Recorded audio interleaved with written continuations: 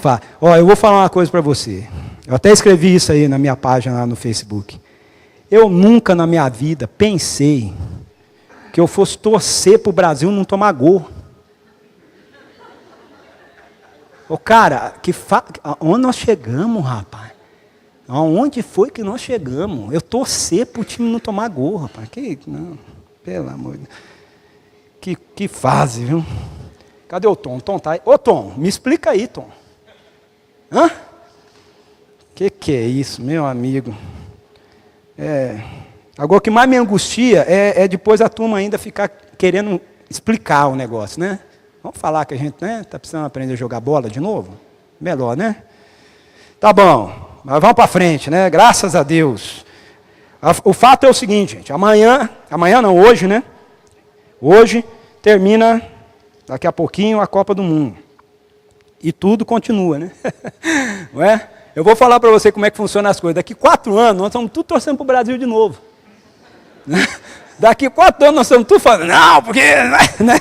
Então, aí, nós vamos começar a pegar um negócio lá do 7-1 da Alemanha, né? Daqui 4 anos nós vamos falar, não, mas agora não vão devolver, agora o negócio vai ser... Entendeu? Porque isso aí faz parte, brasileiro é assim mesmo, tem jeito. Mas a gente tem usado, na verdade, essa história aí da Copa do Mundo para a gente pensar numa outra Copa, né? Que a gente tem chamado de a Copa da nossa vida. Não é? E a gente viu... ao longo dessa fase da Copa aqui, em cada encontro nosso, que assim como acontece na Copa do Mundo, acontece também na nossa caminhada, né? Acontece na nossa história, em que, fazendo essa paráfrase, né? Essa metáfora, pensando na vida como um jogo, né? Em que Deus está trabalhando na vida da gente, trabalhando na história da gente, nos conduzindo, na verdade, a uma realidade que está dentro do coração dele, desde antes da fundação do mundo.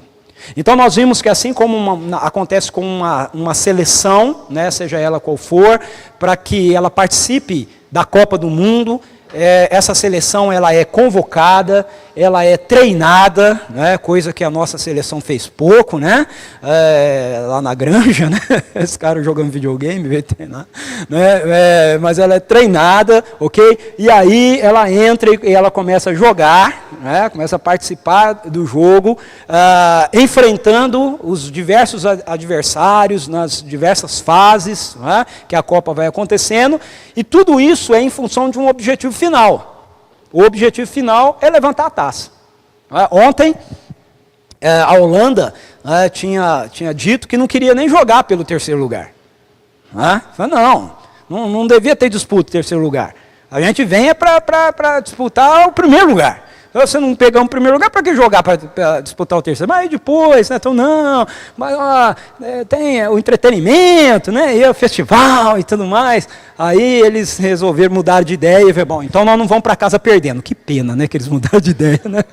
Porque aí eles mudaram de ideia e falaram, nós não vamos para casa perdendo, né? E aí foram para casa ganhando, né? Bom, tudo bem. Ok. Mas o objetivo final da Copa é levantar a taça. Seja qual for a competição, a gente está falando da Copa do Mundo aqui, usando como exemplo, mas seja qual for a competição no mundo esportivo, o objetivo é sempre esse. Né? O objetivo final é esse. É você levantar a taça, você levantar o troféu, você pegar a medalha de 1º lugar, você colocar o cinturão. Né? Eu não conheço ninguém, ok, que diga, é óbvio, né, quando eu era atleta, né, eu lutava karatê por competição, a gente sempre ouvia isso, né, não, o que importa é competir, né, mas eu não conheço ninguém que acha que o que importa é competir, todo mundo quer ganhar, meu amigo, entendeu? Você vai competir, mas você quer ganhar, não é? Então a gente ia, lutava, ganhava, e saía com essa história de que perdemos, mas o importante era competir, entendeu? Mas você saía com uma raiva danada, saía com uma vontade de bater no juiz, né, e tal, entendeu? Porque, tudo bem, o importante é competir, mas você quer ganhar, porque o objetivo é esse, a meta é essa, ok? E a meta na vida não é diferente dessa. Eu não conheço ninguém, em qualquer área da vida, que comece a fazer alguma coisa dizendo assim, não, o importante é fazer. Né? Não, o importante é abrir um negócio. Se vai dar certo, se não vai dar certo, não faz mal. O importante é abrir. Quem é que fala um negócio desse? Né? Você começa um negócio, você quer que o negócio dê certo. Você não quer daqui 5 anos fechar. Você quer que dê certo. Okay? Se daí 5 anos vai fechar, é outra conversa. Mas quando você começa sonhando que vai dar certo. Ninguém começa um relacionamento pensando se não dá certo, tudo bem. Embora hoje a nossa sociedade coloque na cabeça da gente, tenta, se não der certo, separe, você começa de novo, e a gente até usa esse argumento, é o mesmo argumento de que, não, o importante é competir. Porque no fundo, a gente sai, se não dá certo, a gente sai frustrado. A gente sai angustiado. Por que isso é assim? Isso é assim porque, na verdade, quando Deus criou o mundo, Ele criou o mundo bom e perfeito para que as coisas funcionassem sendo boas e perfeitas. É por isso que é assim. Por isso que quando não funciona de forma boa e perfeita, a gente fica angustiado. A gente fica triste. É por isso que quando a gente entra numa competição, a gente quer ganhar. Porque Deus não nos fez para perder, Deus nos fez para ganhar. Okay? Essa é a realidade. A humanidade não foi criada para ser derrotada, a humanidade foi criada para ser vitoriosa. Para as coisas funcionarem do jeito que deveriam funcionar. E se elas não estão funcionando do jeito que deveriam funcionar, é porque alguma coisa nós estamos fazendo de errado. E o melhor é a gente reconhecer isso. Okay? Não adianta a gente ter a mesma atitude que a gente vê, na seleção brasileira. É óbvio que a gente precisa ter um ponto de vista positivo, Ontem eu ouvi o Filipão falando, não, porque um líder vai chegar desmotivando, falando, não, se der certo. Não, é óbvio que não. A gente tem que chegar com um ponto de vista positivo. Não, nós vamos ganhar, o negócio é isso aí. Só que quando a coisa não está funcionando bem, a gente tem que ter a humildade de dizer, opa, peraí, alguma coisa aqui não está dando certo. Alguma coisa não está dando certo. A gente precisa rever. A gente precisa ver o que não está funcionando, o que não está dando certo. A gente precisa dizer para o camarada, você tem que melhorar aí. Eu ouvi ontem os jogadores, o Filipão, e eu não vi ninguém dizendo assim, não, a seleção precisa corrigir algumas coisas. Eu não vi nenhum deles dizendo isso. Todos eles disseram assim, não, mas nós jogamos bem. Ontem, um deles, não vou dar nomes aqui, um deles falou assim, não, nós jogamos melhor que a Holanda. Mas, cara, como é que você joga melhor que um time e você perde 3-0? Mas me explica isso, eu não consigo entender. Você jogou melhor e perdeu de 3-0? Como é que jogou melhor? Não jogou melhor? Oh, meu Deus do céu. Você pode falar, nós nos esforçamos mais, demos mais sangue, mas jogar melhor não jogou. Porque se jogasse melhor, tinha ganho. Tinha empatado. E às vezes a gente faz a mesma coisa na vida da gente. A gente quer ficar insistindo que não. Que tá bom, que tá certo. Que, não, a gente está fazendo, não, é assim, não, mas nós estamos jogando. Tá, mas só que tem coisa errada, tem que corrigir, tem coisa que precisa ser arrumada, para você poder vencer, para você poder chegar no final e levantar a taça. Porque esse é, de fato, o objetivo. Eu vou levantar a taça. A gente não pode ficar explicando a vida toda da gente com um apagão de 6 minutos. Não, eu tive um apagão de 6 minutos no meu casamento. Não, eu tive um apagão de 6 minutos nos meus negócios. Não, eu tive um apagão de 6 minutos nos meus relacionamentos. Não, você não pode. Não, nós tivemos um apagão de 6 minutos na igreja, por isso que as coisas... Não dá para a gente ficar explicando. Pode até ter alguns momentos na vida da gente que algumas coisas acontecem que a gente não sabe muito bem explicar, mas aí a gente precisa sentar e precisa, ok, como é que a gente renova esse negócio aqui? Para isso não acontecer de novo, para isso não se repetir novamente. Para que a gente chegue no final. Qual que é o final? O final de uma Copa do Mundo, o único final esperado por toda a seleção é levantar a taça. E o final esperado por Deus, para nós, para a minha vida, para a sua vida, para a nossa história, é a mesma. É que a gente possa, na Copa da nossa vida, estar levantando a taça. Esse é o objetivo. E é assim que eu quero fechar essa nossa série, que a gente conversou ao longo dessa Copa do Mundo. O Brasil não levantou a taça, ok? Não levantou a taça. Mas eu e você podemos levantar a taça, e devemos levantar a taça da Copa da vida. Porque é o que Deus programou e o que Deus quer para mim e para você. Para cada um daqueles que Ele criou. E nós vamos olhar então para 1 Pedro, 4, 12 a 19, 1 Pedro 5, 1 a 7, 10 a 11, para a gente dar uma olhadinha para a gente aprender alguns princípios de como é que nós, na Copa da nossa vida, podemos levantar a taça. Então abra a sua Bíblia comigo, ou então ligue a sua Bíblia.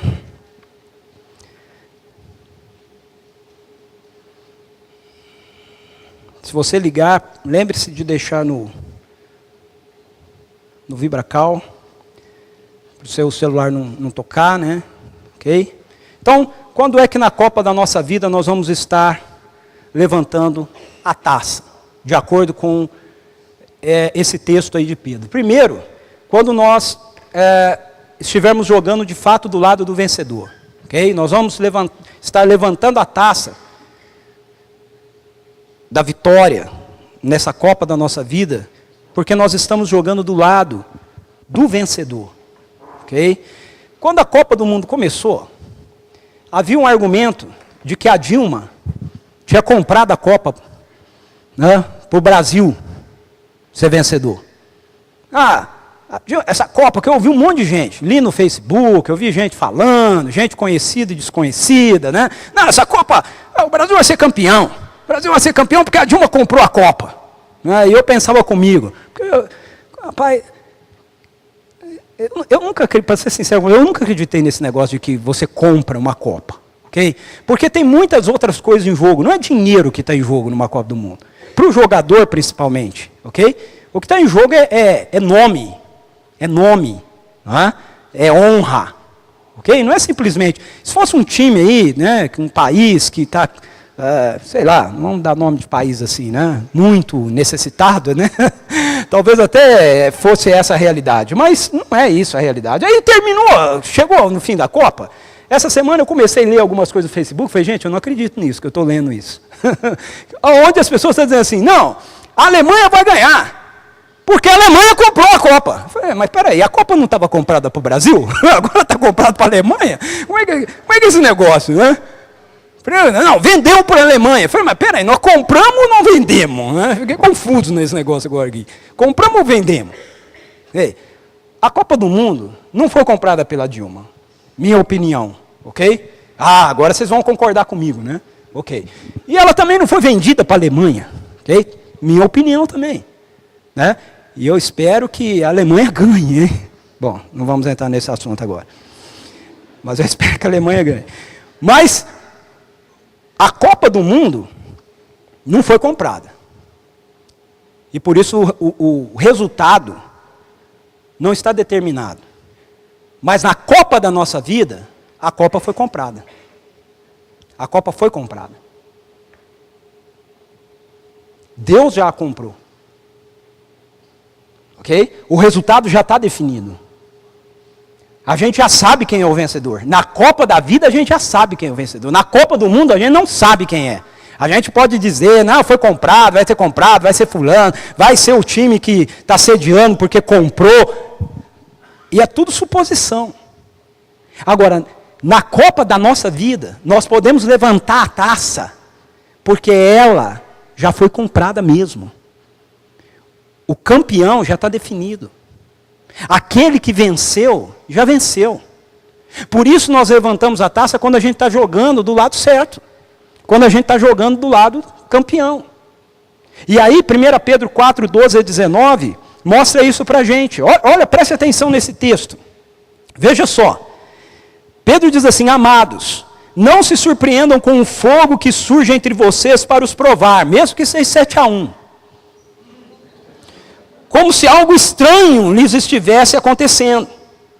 O que ele está dizendo? Na vida, o bicho vai pegar. A coisa vai ser complicada. Vai ter momentos que parece que o negócio não vai para frente. O fogo vai ser intenso. Mas aí ele diz assim, mas alegrem-se à medida que participam dos sofrimentos de Cristo, para que também preste atenção nisso, quando a sua glória for revelada, vocês exultem com grande alegria. No dia a dia, na nossa vida, na nossa jornada, na nossa história, aqui nessa terra, por causa do inimigo, como nós vimos na semana passada, nós podemos experimentar momentos onde nós perdemos uma partida, mas perder aquela partida não define o resultado final, porque Pedro está nos dizendo que ainda que a gente perca uma partida, ainda que a gente passe por um momento de sofrimento, ainda que a gente sofra o 7-1, ok? A glória de Jesus vai ser revelada. Nós podemos participar de um momento de sofrimento, mas é garantido para a gente um resultado final. Um resultado final já está definido, para que também quando a sua glória for revelada, vocês exultem com grande alegria. Então o que vai ser revelado no final não é algo que vai trazer tristeza para a gente. Não é um quarto lugar. O que vai ser revelado no final é algo que vai nos encher de alegria. E a palavra que aparece aqui, exultar de alegria, é saltar de contentamento. Você fica tão alegre que você começa a pular. Você não consegue se conter. Se vocês são insultados, verso 14, se vocês são insultados por causa do nome de Cristo, felizes são vocês. Preste atenção agora. Pois o Espírito da glória, o Espírito de Deus, repousa sobre vocês.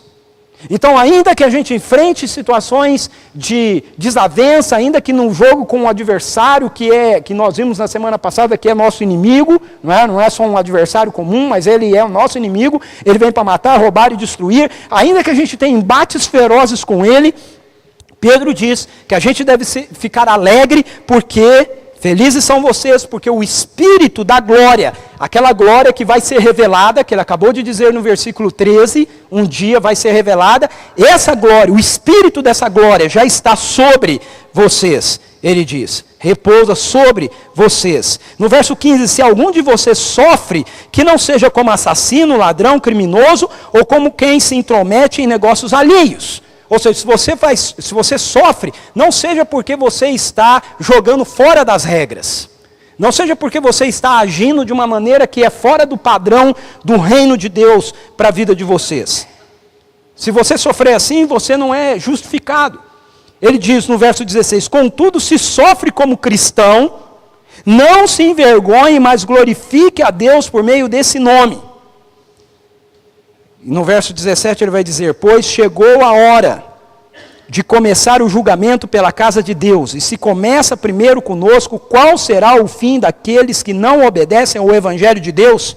E se ao justo é difícil ser salvo, que será do ímpio e pecador?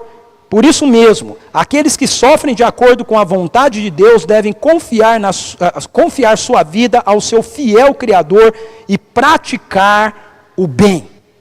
Veja, essa seção da carta, Pedro, ele não esconde da gente que nesse jogo da vida, na Copa da vida, nós vamos enfrentar muitos momentos de desgaste, de jogo intenso. Nós vamos enfrentar até alguns momentos na nossa vida de derrota em relação à partida, mas que a gente deve se lembrar que o resultado final já está definido. A glória de Cristo já está estabelecida. E nós vamos experimentar e participar dessa glória no futuro. Ou seja, o resultado final não é de tristeza. O resultado final é de alegria, porque Jesus já passou por toda a realidade que nós precisamos experimentar de tristeza nessa vida, assumiu sobre ele a realidade da nossa desconexão com Deus, a nossa rebelião, do nosso pecado, e ele venceu isso.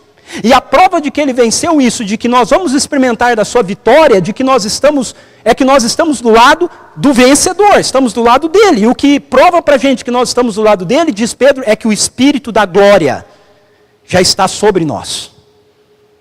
Então, quando eu me rendo ao Evangelho, o Espírito Santo de Deus vem habitar em mim, ele vem estar sobre mim, de acordo com Pedro, e essa realidade é a certeza, apesar de toda a intensidade da luta que a gente tem na nossa vida e no nosso dia a dia, de que nós estamos do lado do vencedor. E porque nós estamos do lado do vencedor, então nós vamos experimentar a plenitude da sua glória quando Jesus Cristo for revelado, diz Pedro.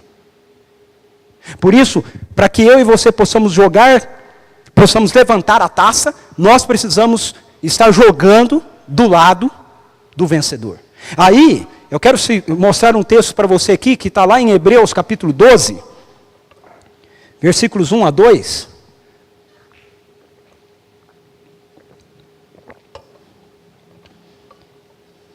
que é uma metáfora também de esporte, só que aí a metáfora é da corrida. Pedro diz assim, portanto, o escritor de Hebreus diz assim, portanto, também nós, uma vez que estamos rodeados por tão grande nuvem de testemunhas, deixa eu explicar isso para você. No capítulo 11, o escritor aos Hebreus, ele vem citando um monte de homens e mulheres que viveram lá na época do Antigo Testamento. Profetas, juízes, reis, né, que andaram com Deus e que foram fiéis a Deus e que acabaram morrendo sem experimentar a realidade da plenitude da salvação de Deus. E aí ele cria essa metáfora, ele imagina como se essas pessoas, eles estivessem numa arquibancada de um grande estádio. E eles estivessem então agora olhando para a vida da gente e torcendo por nós. Veja, isso aqui não é uma descrição do céu, tá? Tá bom? Ele não está dizendo, é uma metáfora, uma ilustração que ele está usando. Ele não está dizendo que quem morreu está lá em cima, olhando para a gente, torcendo por nós. Okay? Não é isso que ele está dizendo.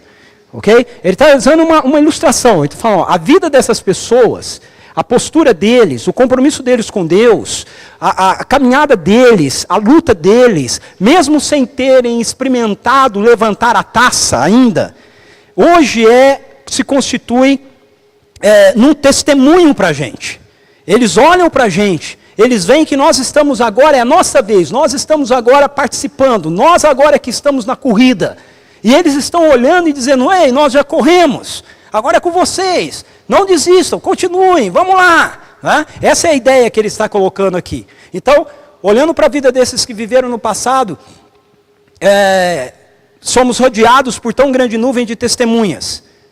Livremo-nos de tudo o que nos atrapalha e do pecado que nos envolve. E corramos com perseverança. Então quem pratica esporte aqui, né? Que está me ouvindo hoje aqui na nossa comunidade, ou aqueles que vão me ouvir, né, depois aí pela internet, né? Se você pratica esporte, né, você sabe que existem algumas coisas que se a gente quer alcançar um objetivo, elas nos atrapalham. E a gente precisa se livrar daquilo. A gente precisa se livrar daquilo. Às vezes é algum tipo de alimentação, pensando no esporte, né? Você precisa mudar algum tipo de alimentação, você toma muito refrigerante, tem que parar de tomar, você come determinada coisa, você tem que parar de comer, ou então, dependendo do que você vai fazer, você tem que comer mais determinadas coisas para você poder, né, alcançar o seu objetivo. Então, ele está usando essa ideia. Okay? O que te atrapalha de correr?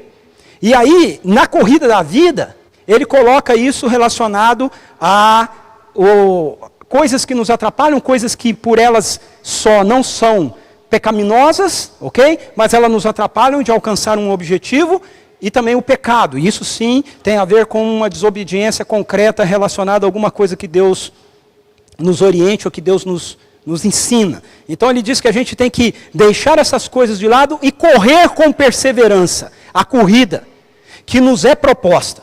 Agora, o que me chama a atenção nesse texto é isso, que ele vai dizer agora.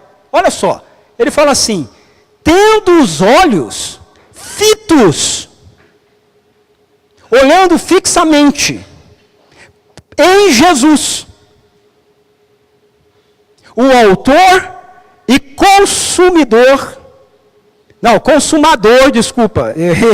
o autor e consumador da nossa fé. Ok? O autor e consumador. Ele é o autor, ele é quem gerou a nossa fé, ele é que gera isso em nós, através da ação da sua palavra, e é ele também quem consuma essa fé em nós. É ele que faz com que essa fé chegue ao seu final, chegue onde ela tem que chegar. E aí ele continua dizendo, ele, pela alegria que lhe fora proposta, suportou a cruz, desprezando a vergonha, e assentou-se à direita do trono de Deus. Ou seja, ele venceu. Ele venceu. Ele levantou a taça. Ele está assentado à destra do trono de Deus. E aí, o escritor dos Hebreus diz assim, quando você estiver correndo, é para ele que você olha. Isso me chama a atenção, porque ele não diz assim, portanto, uma vez que nós temos a cercar-nos tão grande roda de testemunha, ele podia dizer assim, olhe para eles, olhe para Abraão, olhe para Davi, olhe para John Wesley, Olhe para Lutero, né? Olhe para Paulo, olhe para Pedro, olhe para Maria. Não, ele diz assim, uma vez que a gente tem no cercar tão grande roda de testemunhas, ou seja, gente que já correu a corrida, olhe para Jesus, aquele que concluiu a corrida. Os demais correram, mas eles não concluíram ainda a corrida. Mas Jesus correu e concluiu a corrida. Ele cruzou a linha de chegada. Ele levantou a taça. Ele assentou-se à destra de Deus Pai Todo-Poderoso. Ele é o campeão. Então, se na Copa da nossa vida nós queremos levantar essa taça da vitória, não é para nenhum outro que a gente precisa olhar. Nós precisamos olhar para Jesus. Ele é o autor e Ele é o consumador da nossa fé. Ele é quem inicia a fé em mim e em você. E é Ele quem conclui essa fé na minha vida e na sua vida. Então é para Ele que a gente tem que olhar. É para Ele. Não são para pessoas.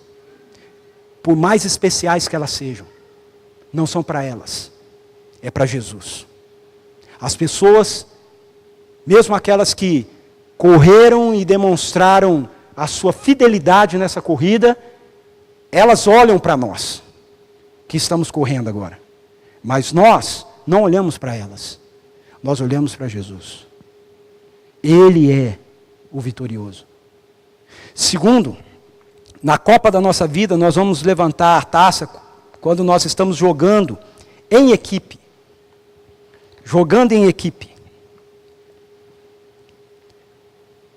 Que time, né?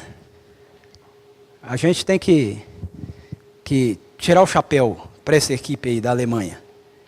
Ok? Uma coisa que eu observo na questão da seleção brasileira é que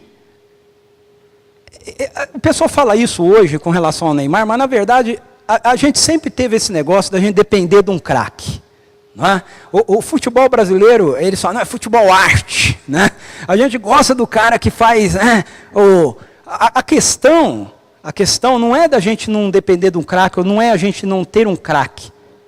A questão é que um time não joga para um craque. O craque joga para o time. O craque joga para o time. Então, se a explicação que se tem do Brasil ter desempenhado, né, a campanha que desempenhou nessa Copa é o fato de que esperava-se do Neymar e o Neymar não jogou o que se esperava, ou o Neymar machucou e saiu, a gente na verdade está argumentando a falácia, né, da nossa seleção. Porque uma seleção toda não pode jogar para um cara. O cara é que joga para a seleção. O cara é que joga para o time.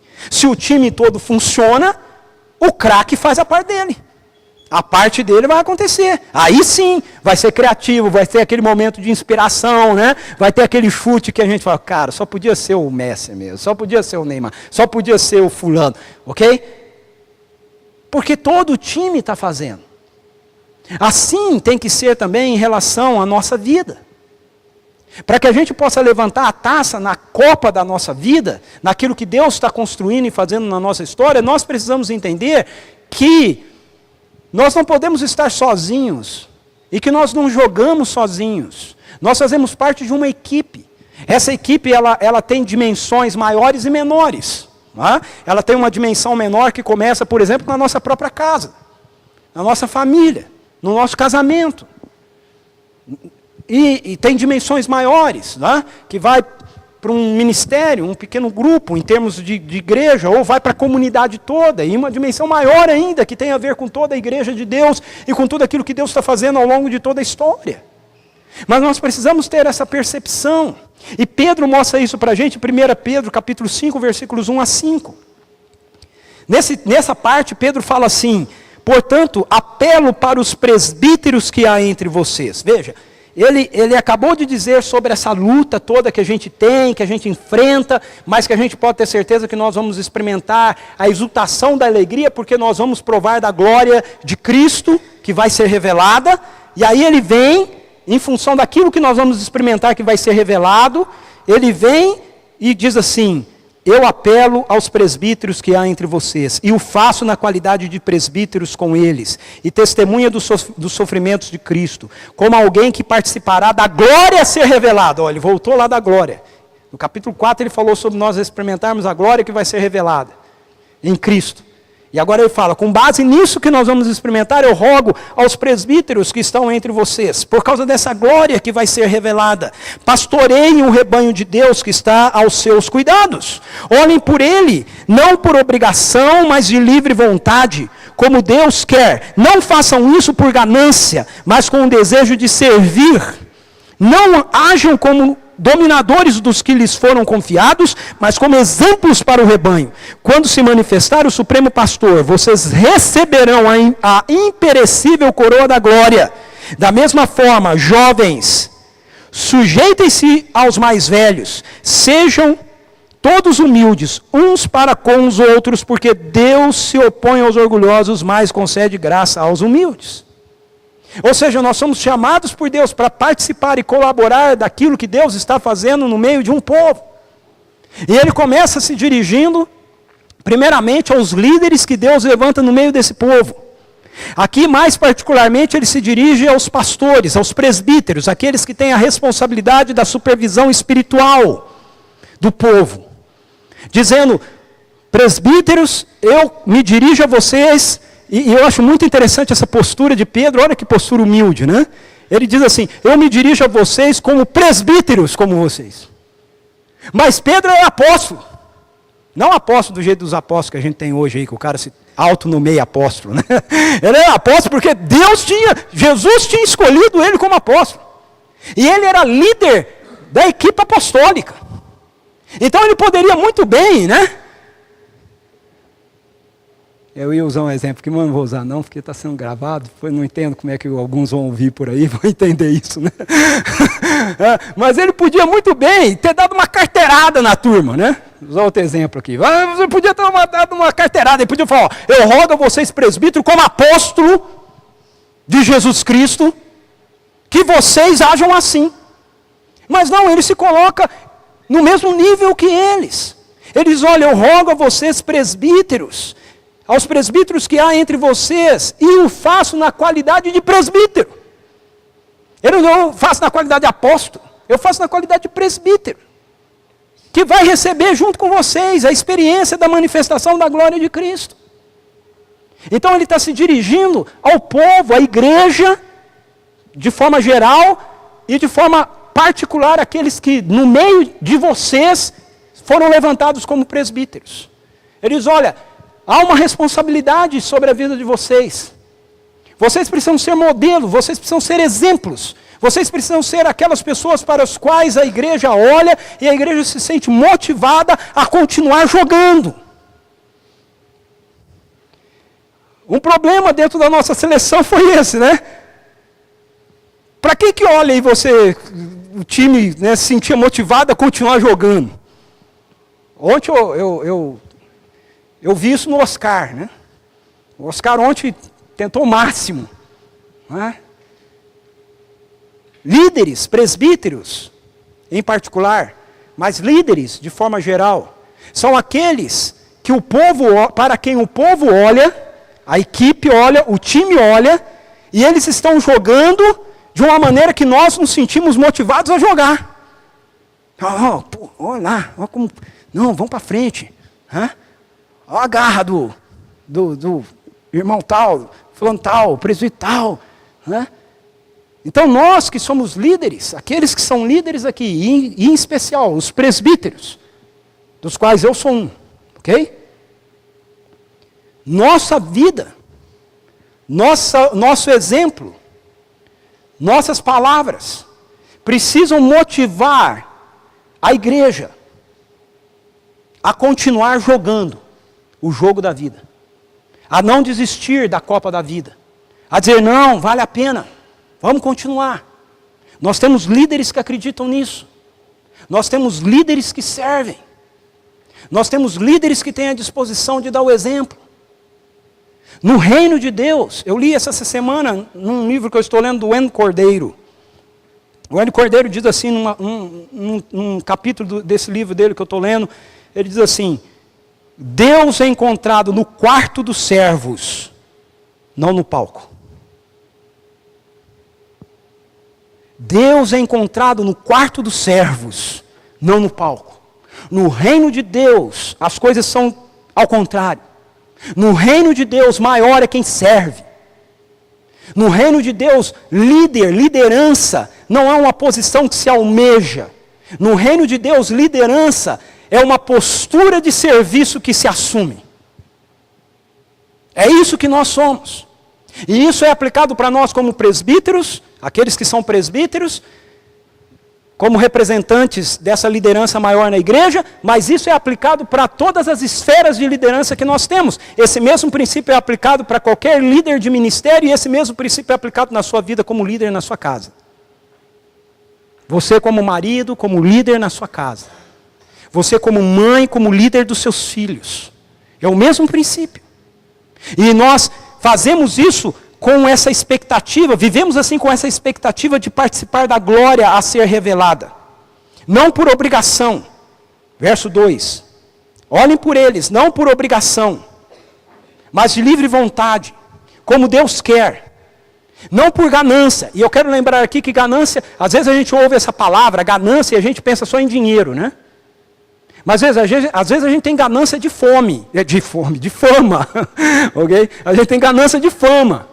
Às vezes a gente tem ganância de prestígio. Às vezes a gente tem ganância de receber aplauso. Não é? Então quando a gente está liderando, a gente está fazendo alguma coisa, se as pessoas não estão batendo nas nossas costas, se elas não estão reconhecendo, se elas não estão nos aplaudindo, se elas não estão concordando, se elas não estão nos animando, aí a gente abre mão. Veja, não. Pedro diz, não é por ganância que vocês lideram. Vocês fazem isso com o desejo de servir. Façam isso com o desejo de servir. Eu faço porque eu quero servir. Não é porque eu quero mais aplauso, não é porque eu quero mais reconhecimento, não é porque eu quero mais agrado, não é porque eu quero mais dinheiro, é porque eu quero servir. Não hajam como dominadores dos que lhes foram confiados. Sejam exemplos para o rebanho. Então nós precisamos de uma postura de humildade. Pois no reino de Deus não há craques. No reino de Deus não é essa história de que não, o fulano ali que é quem resolve o jogo. No reino de Deus todos nós jogamos pelo time. E pode até ter lá o sujeito que se destaca um pouco mais, dependendo da função que ele está ocupando.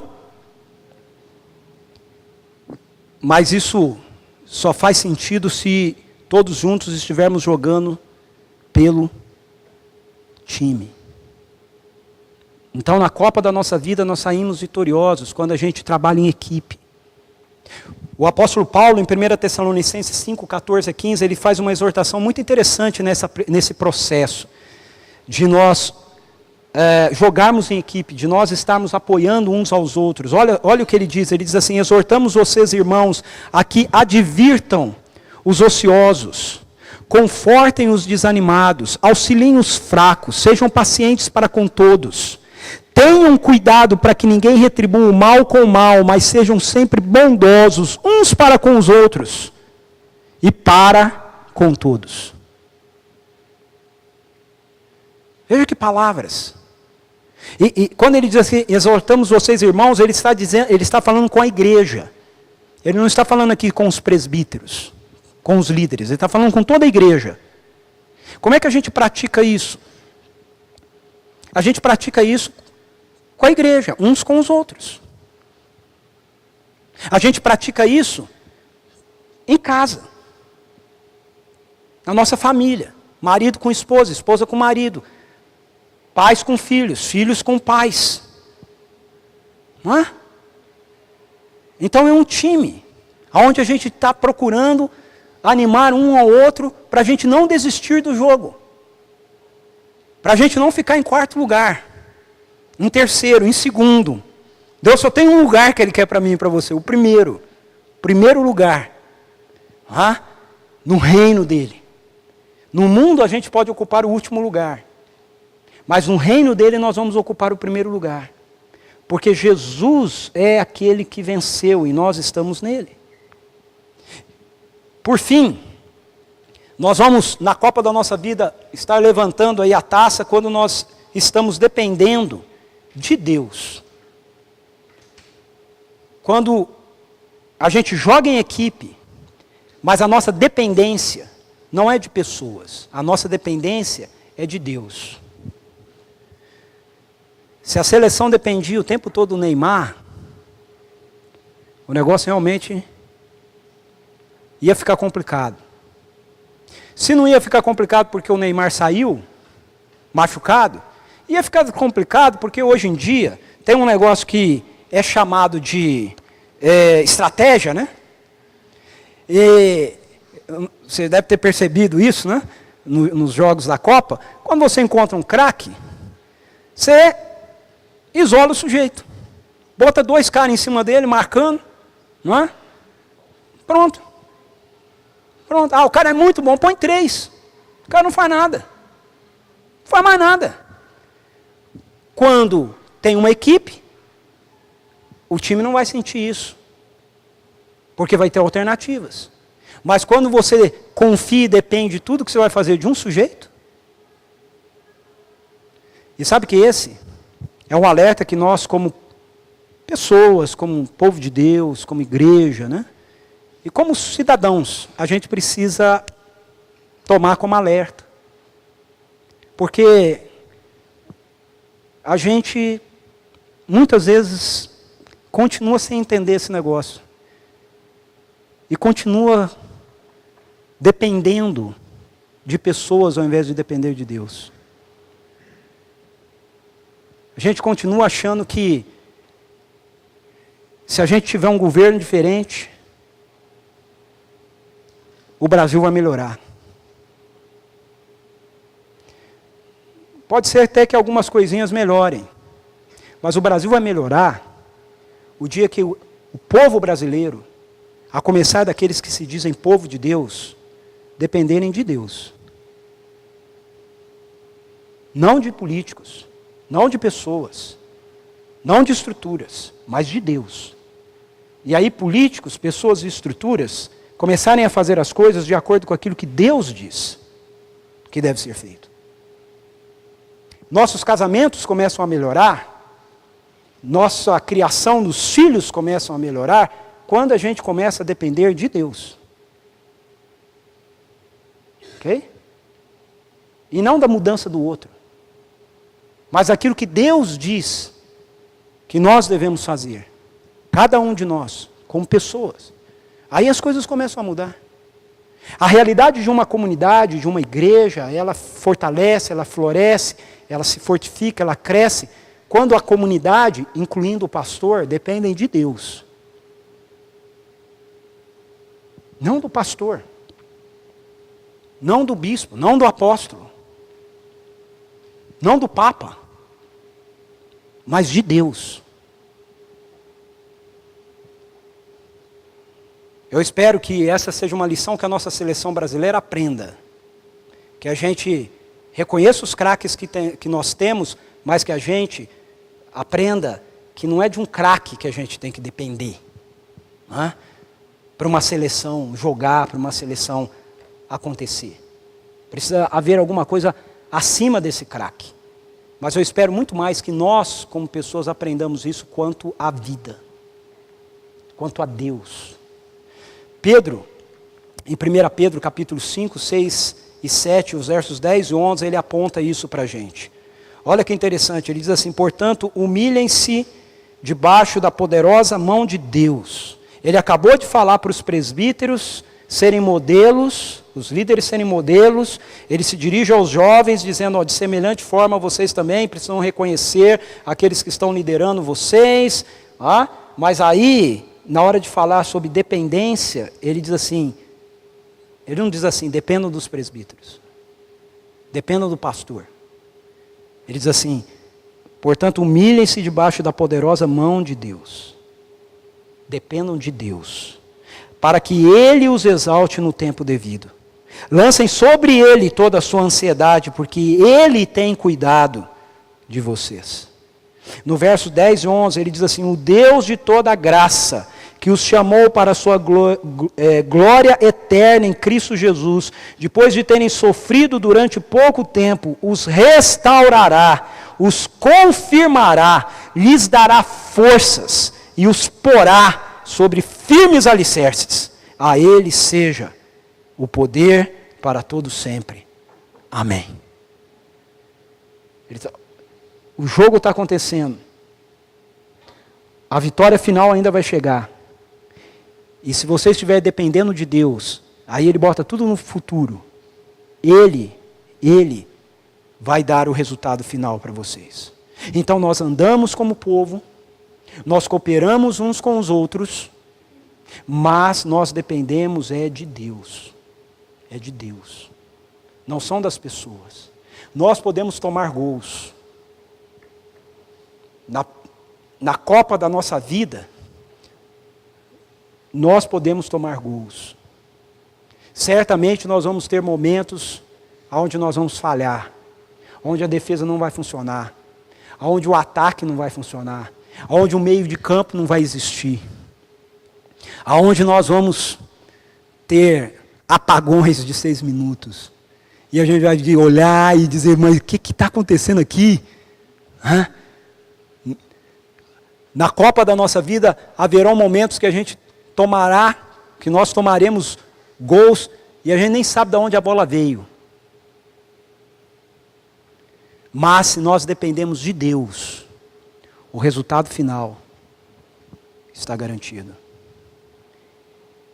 O Deus de toda graça, que os chamou para a sua glória eterna em Cristo Jesus, depois de terem sofrido alguns gols, os restaurará, os confirmará, lhes dará forças e os porá sobre firmes alicerces. Tem 2 versículos perdidos, uma cartinha pequenininha. É a última carta, antes de chegar no livro de Apocalipse. Chama Judas, não é? Carta de Judas, não é o Judas que traiu Jesus, é o outro Judas. É tão pequeno, eu não chamaria nem de carta, é um bilhetinho, né? O Judas escreveu um bilhetinho, né? E deixou para a turma. E nem sempre, porque é tão pequenininho, acho que às vezes a gente passa assim, esquece de ler, né? Vê lá para Apocalipse, já esquece de ler. Mas esse finalzinho, os 2 últimos versículos, 24 e 25, da carta. Olha que texto precioso. Ele está falando de Deus. E ele está confirmando isso que Pedro acabou de nos dizer. Aquele que é poderoso para impedi-los de cair e para apresentá-los diante da sua glória, sem mácula e com alegria, ao único Deus, nosso Salvador, sejam glória, majestade, poder e autoridade mediante Jesus Cristo, nosso Senhor, antes de todos os tempos, agora e para todos sempre. Amém. Olha que promessa maravilhosa. A gente precisa se agarrar nessa verdade. A verdade é aquilo que a palavra de Deus nos diz, não é aquilo que a sociedade nos diz, não é aquilo que a gente sente. É aquilo que as Escrituras nos dizem. Eu estou me sentindo tão desanimado, eu estou me sentindo tão derrotado, eu estou me sentindo tão fraco, eu estou me sentindo tão... Mas as Escrituras dizem, aquele que é poderoso para impedi-los de cair. Você crê nisso? Deus é poderoso para impedir você de cair. Ele é poderoso para me impedir de cair. Ele é poderoso para fazer com que a gente não se desvie do Evangelho. Ele é poderoso para fazer com que o que começou seja concluído. Ele é poderoso para impedi-los de cair, e não só para isso, mas para apresentá-los diante da sua glória, sem mácula e com grande alegria. Que coisa maravilhosa! Não depende de mim, não depende de você, não depende do seu esforço, não depende do meu esforço, depende do esforço do próprio Deus. A graça que nos redimiu é a graça que vai nos glorificar. Aleluia! Isso é fantástico. Isso é reconfortante. Isso tira toneladas de sobre as minhas costas. Isso faz com que eu entenda que quando eu estou desanimado, desmotivado, triste, angustiado, sem motivação, sem desejo de ler a Bíblia, sem desejo de orar, eu posso olhar para os meus sentimentos e dizer: ei, não são vocês que me comandam. Não são vocês que dão a última palavra.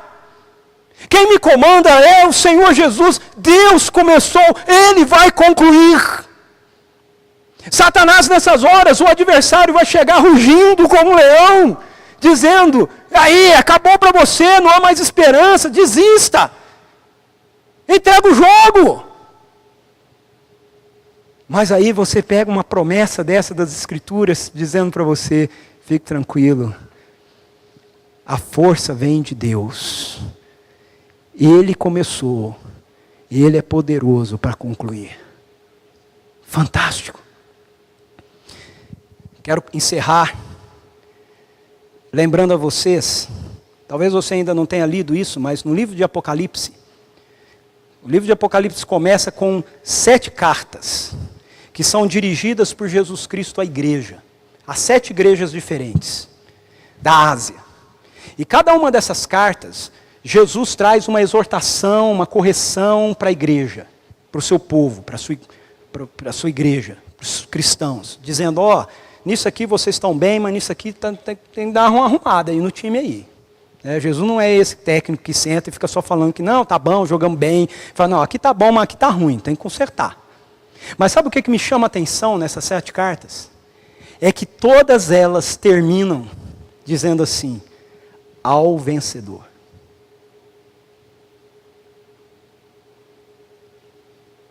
A igreja vai levantar a taça. Eu quero passar para vocês só o finalzinho de cada uma das 7 cartas. Todas elas têm esse refrão: aquele que tem ouvidos, ouça o que o Espírito diz às igrejas. Ao vencedor darei o direito de comer da árvore da vida que está no paraíso de Deus. Apocalipse 1:7.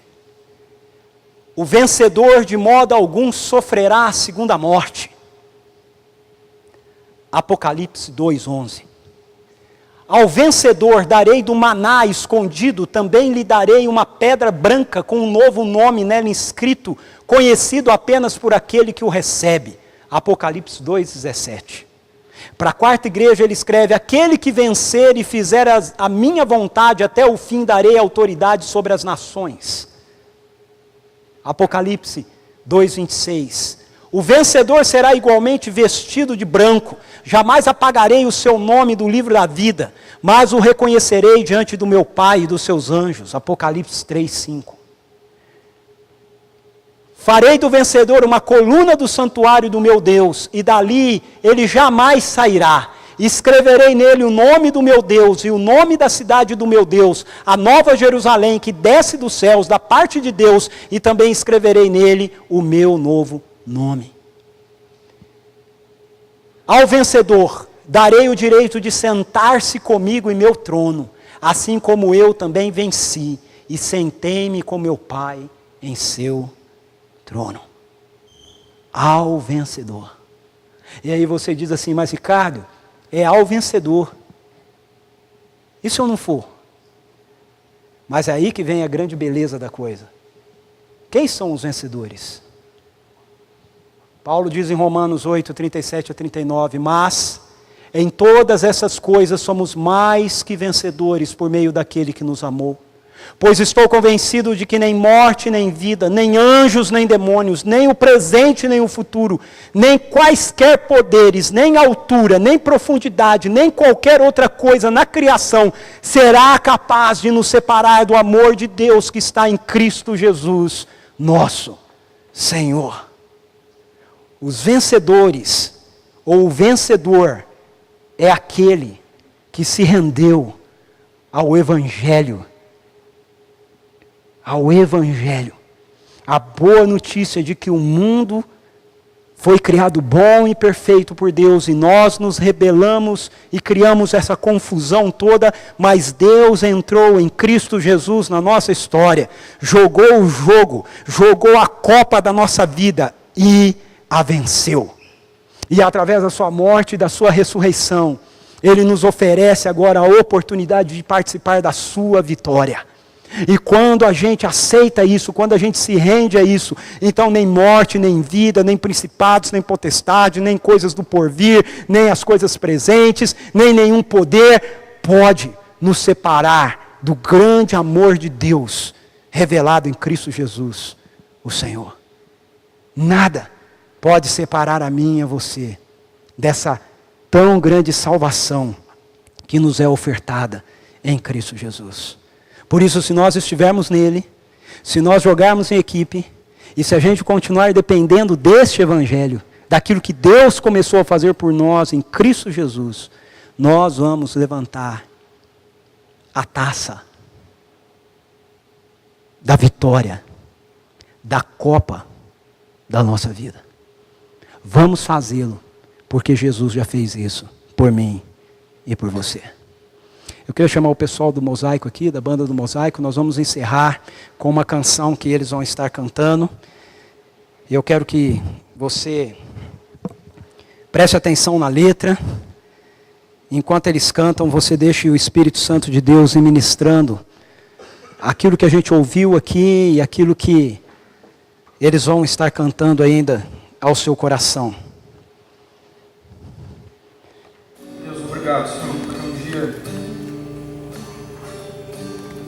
não haverá mais dor, não haverá mais tristeza, o Senhor enxugará os nossos olhos toda lágrima, Deus. Nós passamos dias em que muitas vezes choramos, vemos altos e baixos, Deus. Mas obrigado porque a nossa esperança está no Senhor e na certeza de que nós já vencemos. Enche, Pai, nosso coração nessa manhã aqui, dessa certeza que vem através do Teu Espírito em nós.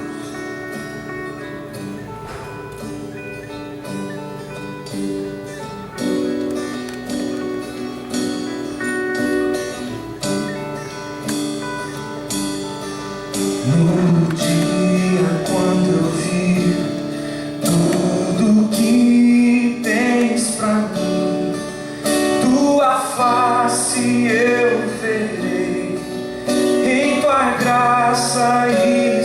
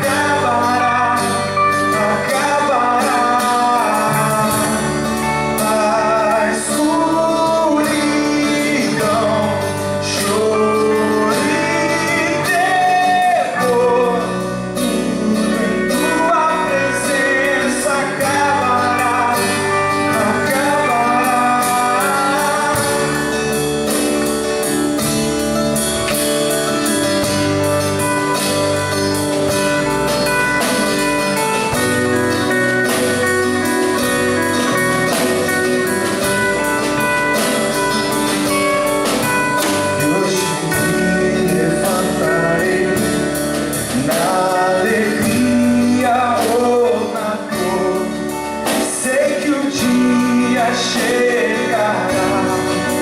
Minha esperança vem de ti, o teu nome salvarei, e pra sempre eu darei toda a glória ao teu nome. Neste dia eu verei as guerras acabarão, a criação viverá em paz, e as canções do céu exaltem a ti, Senhor.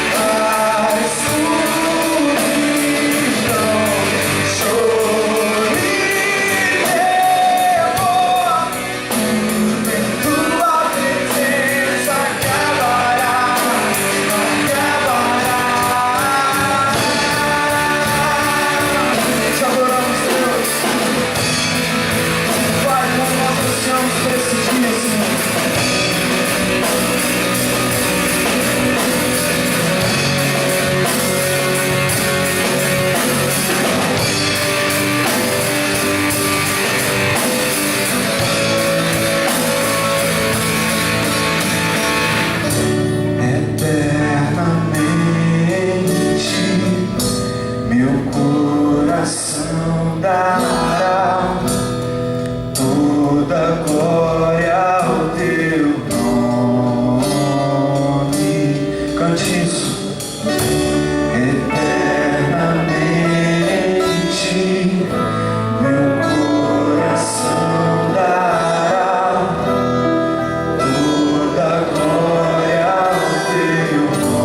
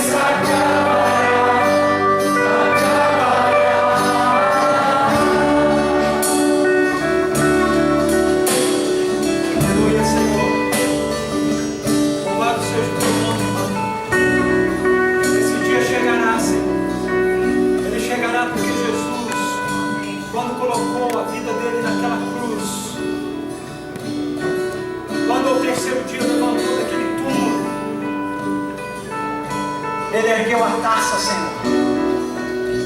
A vitória é garantida, não pelo que nós venhamos a fazer, mas por aquilo que o seu Filho já fez. E nós aguardamos esse glorioso dia. E enquanto ele não chega, nós queremos jogar a copa da nossa vida com toda a garra e com toda a energia que o teu Espírito nos proporcionar. E queridos, que a graça redentora, salvadora, maravilhosa desse Deus, o amor infinito manifestado naquela cruz através de Cristo Jesus, e o poder soberano do Espírito Santo de Deus repouse sobre cada um de nós, e seja com a igreja de Jesus, espalhe sobre a humanidade, até que o apito final seja dada na copa da nossa existência. Amém.